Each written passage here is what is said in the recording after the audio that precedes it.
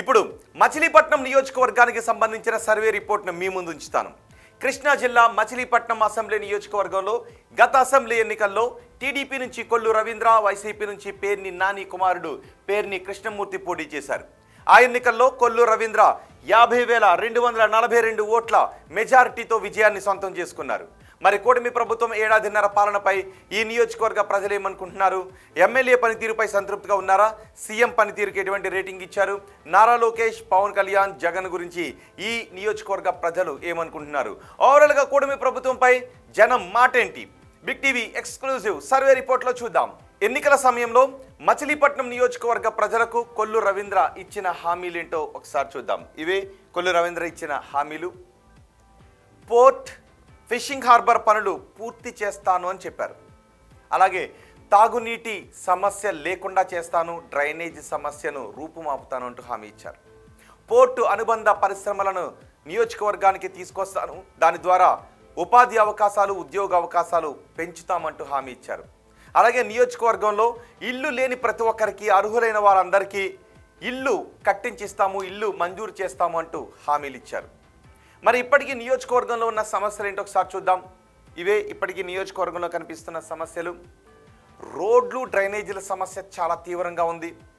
రోడ్లు గుంతలు పడిపోయి ఉన్నాయి, డ్రైనేజీలు పొంగి రోడ్లపైకి వస్తూ ఉన్నాయి. అలాగే మచిలీపట్నం హాస్పిటల్లో మౌలిక వసతుల కొరత చాలా ఎక్కువగా ఉంది. సిటీ స్కాన్, ఎక్స్రే మిషన్లు అక్కడ లేకపోవడం ఒక ప్రధాన సమస్య.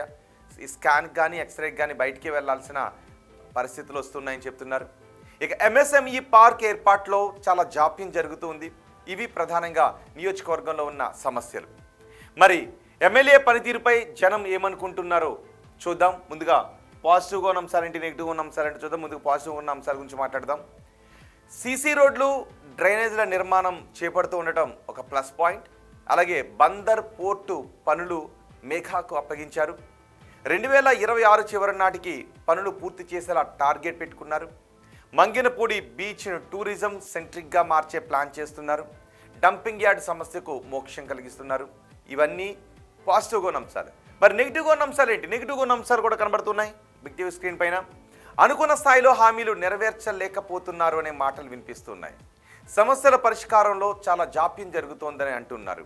కార్యకర్తల పట్టింపు లేదు అనే అభిప్రాయం వ్యక్తమవుతూ ఉంది. మంత్రి కావడంతో అంతంత మాత్రంగానే అందుబాటులో ఉంటున్నారు అనే చర్చ జరుగుతూ ఉంది.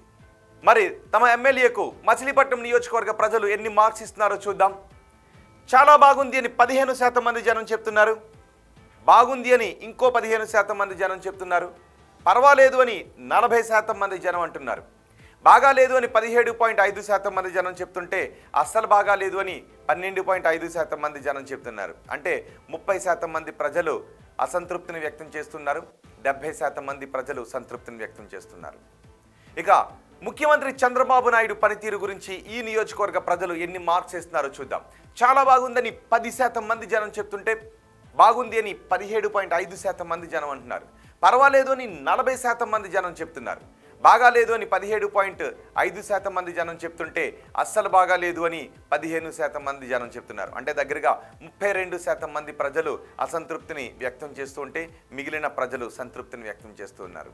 ఇక ఓవరాల్గా ప్రభుత్వ పనితీరుకి ఎన్ని మార్క్స్ ఇస్తున్నారో చూద్దాం. చాలా బాగుందని 10% మంది అంటున్నారు. బాగుంది అని 17.5% మంది చెప్తున్నారు.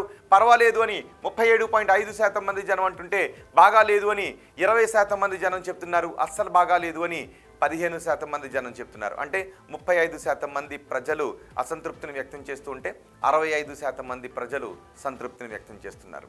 ఇక జగన్ పనితీరుకు ఈ నియోజకవర్గ ప్రజలు ఎన్ని మార్క్స్ ఇస్తున్నారో చూద్దాం. చాలా బాగుందని 15% మంది అంటున్నారు. బాగుందని 17.5% మంది జనం చెప్తున్నారు. పర్వాలేదు అని 42.5% మంది జనం చెప్తున్నారు. బాగాలేదు అని 15% మంది జనం చెప్తుంటే అస్సలు బాగాలేదు అని 10% మంది జనం చెప్తున్నారు. ఇక ఉప ముఖ్యమంత్రి పవన్ కళ్యాణ్ పనితీరుకు ఎన్ని మార్క్స్ చేస్తున్నారో చూద్దాం. చాలా బాగుందని 20% మంది జనం చెప్తున్నారు. బాగుంది అని 22.5% మంది జనం అంటున్నారు. పర్వాలేదు అని 32.5% మంది జనం చెప్తుంటే బాగాలేదు అని 17.5% మంది జనం చెప్తున్నారు. అస్సలు బాగాలేదు అని 7.5% మంది జనం చెప్తున్నారు. మంత్రి నారా లోకేష్ పనితీరుకు మచిలీపట్నం నియోజకవర్గ ప్రజలు ఎన్ని మార్క్స్ చేస్తున్నారో చూద్దాం. చాలా బాగుందని 20% మంది జనం చెప్తుంటే బాగుంది అని ఇంకో 20% మంది జనం అంటున్నారు. పర్వాలేదు అని చెబుతున్న వారి సంఖ్య 35%గా ఉంది. బాగాలేదు అని 15% మంది జనం చెప్తుంటే అస్సలు బాగాలేదు అని 10% మంది జనం చెప్తున్నారు. అమరావతి పనులు పూర్తి అవుతాయి అనుకుంటున్నారని అడిగితే పూర్తి అవుతాయి అని 37.5% మంది జనం చెప్తున్నారు. కావు అని 17.5% మంది జనం అంటున్నారు. కావచ్చు అని 15% మంది జనం చెప్తుంటే తెలియదు అని 30% మంది జనం అంటున్నారు. అమరావతి కోసం అదనపు భూసేకరణ చేయాల్సిన అవసరం ఉందనుకుంటున్నారా అని అడిగిన ప్రశ్నకు చెయ్యాలి అని 35% మంది అంటుంటే వద్దు అని 32.5% మంది అంటున్నారు.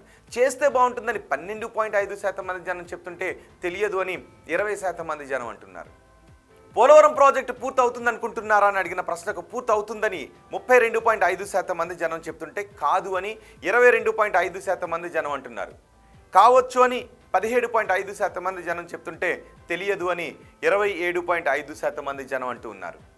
కూటమి ప్రభుత్వంలో ఉద్యోగ అవకాశాలు పెరిగాయా అని అడిగిన ప్రశ్నకు పెరిగాయి అని 30% మంది జనం చెప్తుంటే పెరగలేదు అని 17.5% మంది జనం అంటున్నారు. పెరిగి ఉండొచ్చు అని 22.5% మంది జనం చెప్తుంటే తెలియదు అని 30% మంది జనం చెప్తున్నారు. వచ్చే ఎన్నికల్లో వైసీపీ అధికారంలోకి వస్తుందనుకుంటున్నారా అని అడిగిన ప్రశ్నకు వస్తుంది అని 20% మంది జనం చెప్తుంటే రాదు అని 25% మంది జనం అంటున్నారు. రావచ్చు అని 30% మంది జనం చెప్తుంటే తెలియదు అని 25% మంది జనం చెప్తున్నారు. చంద్రబాబు తర్వాత ముఖ్యమంత్రిగా ఎవరైతే బాగుంటుంది అని అడిగితే పవన్ కళ్యాణ్ పేరు చెప్పిన వారు 27.5% మంది ఉన్నారు. నారా లోకేష్ అయితే బాగుంటుందని చెప్పిన వారు 40% మంది ఉన్నారు. తెలియదు అని 32.5% మంది ప్రజలు చెప్పారు. ఇవి మచిలీపట్నం నియోజకవర్గానికి సంబంధించి big TV survey report, AP progress card.